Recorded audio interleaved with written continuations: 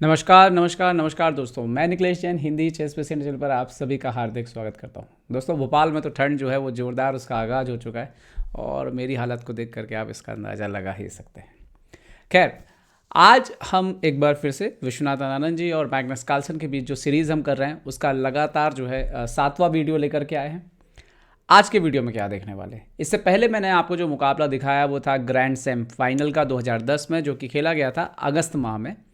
और उसमें Magnus Carlsen की रेटिंग जो है वो विश्वनाथन आनंद जी से ज़्यादा हो चुकी थी। आनंद विश्व चैंपियन थे लेकिन कार्लसन विश्व नंबर 1 बन चुके थे। उसके बावजूद विश्वनाथन आनंद जी ने जो है कार्लसन को पराजित किया था।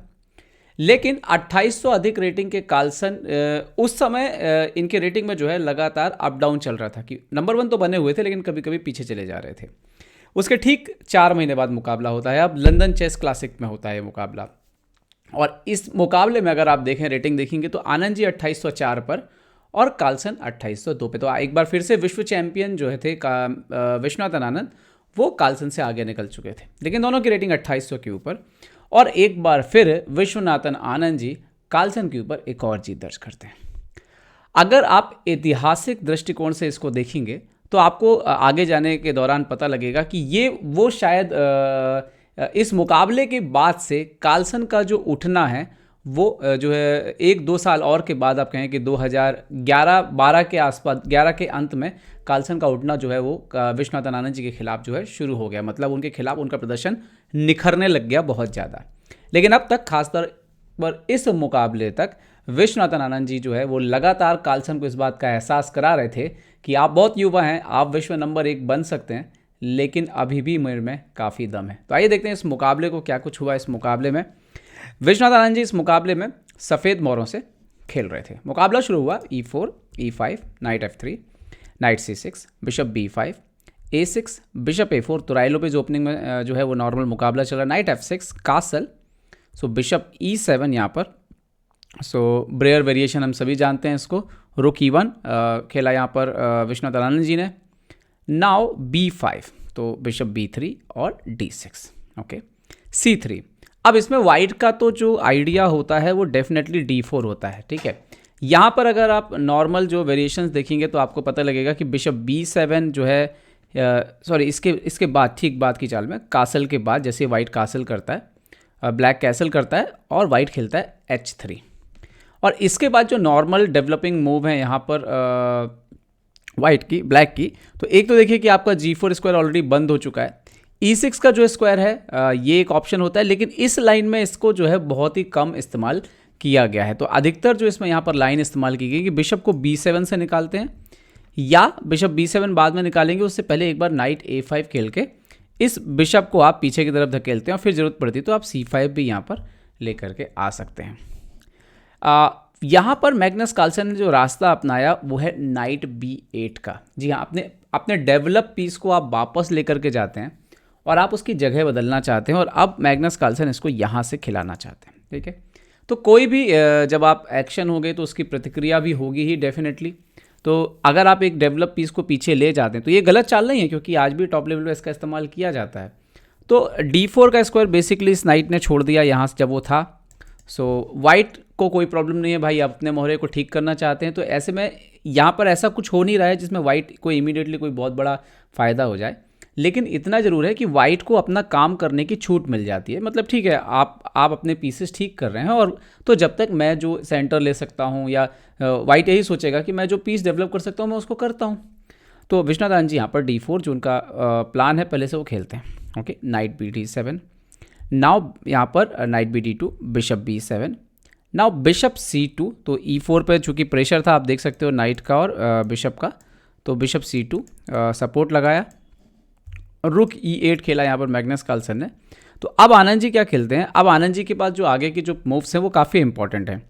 देखिए, वाइट अभी इंतजार करेगा कि जब तक ब्लैक को सेंटर को ओपन ना कर दे, लेकिन वाइट के पास यहाँ पर बोर्ड के दूसरे हिस्से में कुछ क्रिएट करने के लिए है। तो वाइट यहाँ पे सबसे पहले खेलता है A4। डेफिनेटली आइडिया ये है कि मार मार के B5 को काफ़ी कमज़ोर बना दिया जाए और फिर उस पर प्रेशर डाला जाए, ठीक है। अभी यहाँ पर बिशप F8 खेला उन्होंने ताकि E5 के स्क्वायर को सपोर्ट दें और रुक को जो है एक्शन में लाने की कोशिश करें अगर सेंटर से एक्सचेंज होते हैं तो। बिशप D3, तो अभी विश्वनाथन जी की जो चाल है वो बहुत सिंपल है कि या तो आप मार दीजिए, अगर आप मारेंगे तो आपका A6 कमज़ोर हो जाएगा, नहीं मारेंगे तो इसको सपोर्ट दीजिए, क्योंकि नहीं मारेंगे तो हम मार के B5 को मार लेंगे बिशप से। तो यहाँ पर कार्लसन ने खेला C6।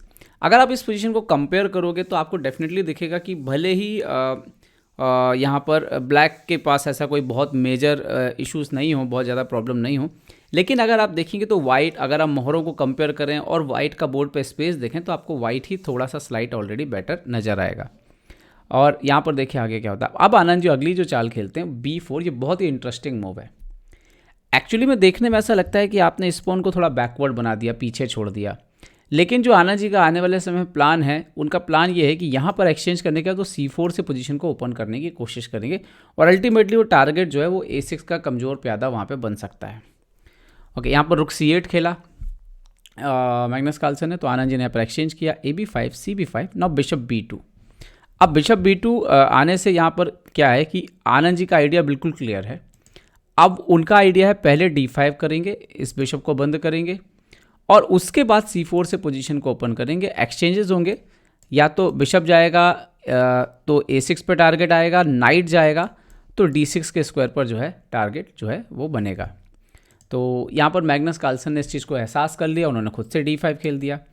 तो अभी विश्वनाथ आनंद जी ने खेला E into D5, E into D4, रुक into E8, queen into E8 और C4, जो कि उनका पहले से प्लान था, BC4 नाइट C4। अब यहाँ पर देखिए कि आनंद जी के भी दो प्यादे यहाँ पर ख़राब हो चुके हैं, लेकिन अगर पोजीशन ज़्यादा ओपन होगी तो आप देखिए कि उनके पास दो बिशप हैं, नाइट भी उनके सेंट्रलाइज। जैसे नेक्स्ट मूव में उन्होंने खेला कार्लसन ने नाइट इंटू D5, तो नाइट इंटू D4। अभी यहाँ पे जो पीस का पोजीशन है वाइट का, वो काफ़ी इंटरेस्टिंग होने वाला है। और अभी भी ब्लैक का ये जो दो पीस है, माइनर पीसेस की अगर तुलना करें तो उतने एक्टिव नहीं है जितने कि वाइट के यहाँ पर एक्टिव आपको नज़र आएंगे। तो नाइट इंटू B4 मारा यहाँ पर कार्लसन ने। तो अब ये पोजीशन थी जहाँ पर विश्वनाथ आनंद जी जो है उनका इमेजिनेशन जो है वो शुरू होता है और वो यहाँ पर खेलते हैं नाइट F5, मतलब घोड़े को ले जाते हैं F5 के स्क्वायर पर। अब यहाँ पर अगर मान लीजिए कि आप कुछ ऐसा करने की कोशिश करें G6 वगैरह, तो नाइट FD6 के बाद आप देखेंगे कि वाइट का पोजीशन बहुत ही स्ट्रांग हो जाएगा। तो दरअसल यहाँ पर जो काले मोहरों से कार्लसन खेल रहे हैं वो अपने राजा के सामने की पॉन्स को ज़्यादा एडजस्ट नहीं कर सकते हैं, ज़्यादा आगे पीछे करेंगे तो उनकी जो कमजोरियां हैं वो और खुल करके सामने आ सकती हैं, और ख़ासतौर पे इस बिशप के होते हुए। तो यहाँ पर उन्होंने खेला night into D3, queen into D3, ये बिशप ले लिया एंड नाउ कार्लसन खेलते हैं बिशप E4। देखने में ऐसा लग रहा है कि F5 का एक मोहरा यहाँ पर जा चुका है। आनंद जी खेलते हैं क्वीन D4। अभी प्रॉब्लम जो हो सकती है, जैसे कि बिशप इंटू F5 खेला तो हमने देखा कि यहाँ पर नाइट D6 पर आ सकता है। तो लेकिन अगर आप ये नहीं खेलें और क्या आप खेल सकते, तो यहाँ पर एक चाल हो सकती थी बिशप F5 की जगह यहाँ पे क्वीन E6 एक अच्छी चाल हो सकती थी C4 के नाइट पर अटैक करते हुए। और अगर आप वहाँ पर उसको इस तरह से खेलने की कोशिश करते, अगर हटाएंगे तो आप देखिए रुक C5 के बाद जो है क्वीन इंटू E4 और एक्सचेंजेस के बाद यहाँ पर रुक इंटू A6 जो है, आप देखेंगे कि वाइट जो है वो ऑलरेडी इक्वलाइज कर लेता है। तो मतलब थोड़ा इवन स्लाइड बेटर ही वाइट यहाँ पर नज़र आएगा। तो इन्होंने खेला बिशप इंटू F5 और इसके बाद आनंद जी खेलते हैं night D6, queen D8, night into F5। तो पीस तो उनको वापस हो गया। और उसके बाद अभी देखिए कि G7 पे बहुत ही ह्यूज प्रेशर आ रहा है, बिशप क्वीन, और मतलब सीधी सीधी सी बात है कि राजा के हिस्सा जो है वो काफ़ी यहाँ पर कमज़ोर नज़र आ रहा है। खास तौर पे ये भी बात ध्यान रखने है कि अगर ये पॉन यहाँ से हट गया तो ये जो बिशप रखा है B2 पे, वो बहुत ही डेंजरस जो है वो हो जाएगा ये बिशप। अब अगली जो चाल है यहाँ पर, इसीलिए इस बात को ध्यान में रखते हुए कि ये डायगोनल बहुत खतरनाक हो रहा है, कार्लसन खेलते हैं F6। लेकिन जैसे ही आप F6 खेलते हैं तो राजा के आसपास की स्थिति जो है वो थोड़ी कमज़ोर तो हो जाती है, कंप्रोमाइज़ थोड़ा तो हो चुका है। ओके, क्योंकि ये किसका स्क्वायर है जहाँ पे आके बैठे, ये बेसिकली नाइट का स्क्वायर है जहाँ से वो सेंटर को कंट्रोल करता है। ओके, F6, तो रुक D1, अब प्रेशर जो है वो D7 पे, तो रुक C2 यहाँ पर कार्लसन जो है वो खेलते हैं। और यही जो चाल है रुक C2 उनके लिए बहुत ही गलत चाल जो है वो यहाँ पर साबित होती है। क्यों गलत चाल साबित होती है कि देखने में ऐसा लगता है कि आपको क्वीन D7 पे एक्सचेंज करना है तो आप कर लीजिए, समथिंग लाइक ऐसे टेक टेक टेक, और ये जो है B2 मार लेते हैं। लेकिन ऐसा एक्चुअल में है नहीं। क्यों? क्योंकि वाइट यहाँ पे चाल चलता है नाइट H6 चेक, अब G into H6, so queen G4 check, bishop G7, so queen E6 check, king H8, so rook into D7 check. तो देखिए इस बात की इंपॉर्टेंस बहुत ज़्यादा होती है कि जब आप कोई मोहरा मारते हैं, मतलब जो बोर्ड पे एक्सचेंज होने के बाद जो मोहरे बचते हैं वो बहुत महत्वपूर्ण होते हैं। तो अभी यहाँ पे देखिए एक्सचेंज होने के बाद जो स्थिति आ रही है, ब्लैक ने पीसेस एक्सचेंज किए हैं, वाइट ने एक्सचेंज किए, लेकिन वाइट के मोहरों की स्थिति लगातार बेहतर हो चुकी है। रुक और क्वीन जैसे पीस 7th रैंक पे जो है वो कॉम्बिनेशन बना रहे हैं। इसका मतलब है कि पोजीशन बहुत ही अच्छी मिल चुकी है वाइट को। जबकि ब्लैक इस एक्सचेंज के बाद अगर आप देखें तो क्वीन ऑकवर्ड थोड़ी सी अजीबोगरीब स्थिति में है। बिशप बहुत ही डिफेंसिव पोजीशन पे, उसको f6 बचाना है, इस डायगोनल पर कंट्रोल करना है, और रुक जो है यहाँ पर अनसपोर्टेड है। तो प्लान आप देखिए, कोऑर्डिनेशन जो है उनके बीच में नज़र नहीं आ रहा है। तो अब विश्वनाथन जी यहाँ पर ये खेलते हैं कार्लसन क्वीन f8, सो बिशप a3। अभी आइडिया वही है कि अगर आप मारने जाएंगे queen a3 so rook d8 check, bishop f8 so queen f6 check, king g8 so queen e6 check, king h8 और क्वीन f7 के बाद आप देखेंगे कि ये मैच जो है बचा नहीं पाएगा काले मोहरों से खेल रहा खिलाड़ी। सो बिशप a3 का उन्होंने खेला queen g8, queen into a6। अब ये पोजीशन जो है ऑलरेडी विश्वनाथन जी को क्लियर हो गया था कि ये जो 3 पॉन की स्थिति काफ़ी ख़राब है। अगर हम आनंद जी के पॉन की तुलना करें और जो मोहरों की स्थिति थी, आनंद जी को बिल्कुल क्लियर था कि एडवांटेज उनके साथ है और यहाँ पर धीरे धीरे जो है गेम को वो हासिल कर सकते हैं। तो हालांकि थोड़ा वक्त लगा इसके बाद, अभी 34 चालें हैं। इसके बाद क्वीन e8 हुआ, क्वीन a7, क्वीन g8, सो बिशप e7, धीरे धीरे इंप्रूव कर रहे थे विश्वनाथ आनंद जी। रुक c8, सो यहाँ पर क्वीन a6, क्वीन e8, सो रुक a7, किंग g8, तो उनको फोर्स कर रहे थे कि हम कुछ क्रिएट करें। क्वीन e6, किंग h8, सो क्वीन a6। यहाँ पे ऐसा लगा कि जैसे ड्रॉ जैसी संभावना बनती है, क्वीन e6, किंग h8, लेकिन आनंद जी यहाँ पे बदल देते हैं, वो खेलते हैं किंग h2, रुक c6, सो क्वीन b3, रुक c8, सो बिशप d6। तो अभी आप देखेंगे, अगर आप बोर्ड पे इसको लगा के देखेंगे तो आपको समझ में आएगा कि ब्लैक के लिए दुर्दशा ये है कि आप अपने मोहरों को ज़्यादा राजा से दूर ले नहीं जा सकते, और राजा के आसपास जो आपके मोहरे रखे हैं वो इतने अच्छे से काम कर नहीं रहे हैं। तो यहाँ पर दोहरी मार जो है वो कार्लसन को पड़ना शुरू हो गया, और इसके बाद मैटर ऑफ टेक्निक था। तो आनंद जी ने लगातार धीरे धीरे क्वीन d8, बिशप g3, रुक g8, h4, ये एक इंटरेस्टिंग था कि क्वीन को भटकाया जाए थोड़ा सा, क्वीन f5, सो क्वीन c7, क्वीन d5, सो रुक a5, क्वीन e4। तो लगातार जो है यहाँ पर आप देखेंगे कि कार्लसन कोशिश कर रहे हैं सर्वाइव करने की, क्योंकि वो शायद इंतजार कर रहे हैं कि जो प्लान करना है वो वाइट को करना है, ब्लैक को यहाँ पर ऐसा कुछ प्लान उनके हाथ में है नहीं। Queen d7, queen c4, queen f5। Finally इसके बाद जो है आनंद जी को प्लान मिलता है यहाँ पर, क्वीन c8, क्वीन f3। वो एक्सचेंज तो करने से रहे क्योंकि पोजीशन बहुत ही अच्छी है।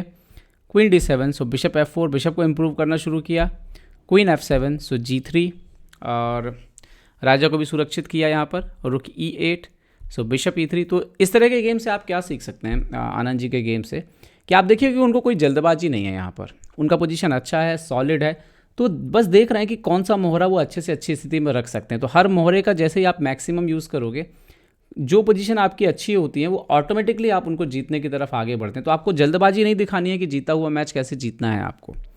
ओके, रुक g8, सो रुक e6, रुक e8, रुक a7, यहाँ पर रुक e7 आया finally, so queen a8 check, queen f8, so rook a6। ये भी देखिए अच्छी चाल है, क्योंकि अगर क्वीन से क्वीन मारेंगे तो रुक a8 और बिशप बीच में आना पड़ेगा, तो रुक e8 यहाँ पर खेलना पड़ा, सो क्वीन c6, रुक c8, सो क्वीन f3, क्वीन f7, सो रुक a7, और यहाँ पर क्वीन e6 बाद जो है यहाँ पर क्वीन e6, क्वीन b7, अभी मेट लगी है g7 पे, तो क्वीन g8, बिशप f4। तो लगातार आप देखिए कि सफ़ेद मोहरों से जो आनंद जी है वो प्लान ढूंढ रहे हैं और कैसे पोजीशन पर कार्लसन के ऊपर दबाव डाल रहे हैं कि अगर बोर्ड पर कुछ बड़ा चेंज करना है तो आप करिए।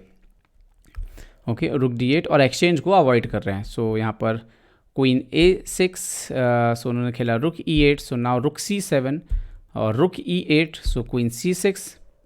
और अब प्रॉब्लम यह है कि रुक भी नीचे नहीं आ सकता क्योंकि रुक c8 का जो थ्रेट है वो भी कंटिन्यू है। सो रुक e8, बिशप e3, रुक b8, सो बिशप d4। तो आनंद जी अब घुमा करके क्या करते हैं, उनको दिखता है कि कोई प्रोग्रेस नहीं हो रही है, तो अब ये जो देखिए ये दोनों पीस तो अच्छी पोजीशन में थे, सिर्फ ये बिशप अच्छी पोजीशन में नहीं था, तो उस बिशप को घुमा करके एक्टिवेट करने की कोशिश यहाँ पर करते हैं विश्वनाथन आनंद जी। क्वीन f8 खेला यहाँ पर मैग्नस कार्लसन ने, सो क्वीन c3। अभी f6 पे बहुत जम के प्रेशर जो है आप देखिए आ गया, तो उन्होंने खेला रुक e8, सो नाउ रुक c6। अभी f6 पे बिल्कुल एक्सपोज होने की तैयारी, ओपन होने की तैयारी, क्वीन f7, सो बिशप इंटू f6, रुक f8 यहाँ पर खेलते हैं, मतलब एक्सेप्ट उन्होंने किया नहीं, तो वरना गेम तुरंत खत्म हो जाता है यहाँ पर। तो ओनली कोई मूव है नहीं यहाँ पर, अगर मारते बिशप f6, रुक f6 के बाद गेम जो है बचाना मुश्किल हो जाता है यहाँ पर।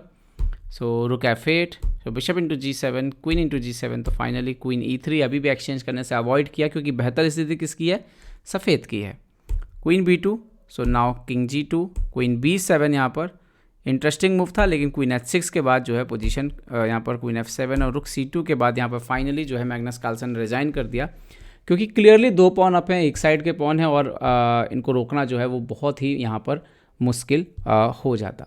तो दोस्तों ये था इस सीरीज़ का 7वां वीडियो। हमने देखा कि किस तरह से अभी तक विश्वनाथ आनंद जी के जो प्लान हैं, जो रणनीतियाँ हैं, वो कार्लसन पर भारी पड़ती नजर आती हैं। लेकिन अब इसके बाद जो आने वाले वीडियो आने वाले हैं, आप उसमें देखेंगे कि कार्लसन कैसे लगातार अपनी हर उस स्किल पर काम कर रहे थे जो आनंद के सामने कमज़ोर कड़ी साबित हो रही थी। उम्मीद करता हूँ वीडियो आपको पसंद आया होगा। पसंद आया तो लाइक, शेयर और सब्सक्राइब करना ना भूलें। देखते रहिए chess space India. Chess space India के लिए मैं निकलेश जैन। जय हिंद। तो उम्मीद है आपको हमारे वीडियो पसंद आए होंगे। अपने सुझाव हमें जरूर दें और याद रखें, शतरंज की हर छोटी बड़ी खबर के लिए जुड़े रहें चेस स्पेस इंडिया चैनल से। जी हाँ, चाहे वो खिलाड़ियों के इंटरव्यू या फिर वो खेल का विश्लेषण, चेस स्पेस इंडिया हमेशा आपके लिए खबरें लाएगा सबसे तेज, सबसे जल्दी। सब्सक्राइब करें Hindi chess space India channel को। अगर आप यूट्यूब पर देख रहे हैं तो सब्सक्राइब करें और साथ ही साथ बेल आइकॉन दबाना ना भूलें दोस्तों, क्योंकि इसी से मिलेंगे आपको सारे नोटिफिकेशन। फेसबुक पर देख रहे हैं तो जरूर लाइक और शेयर करना ना भूलें।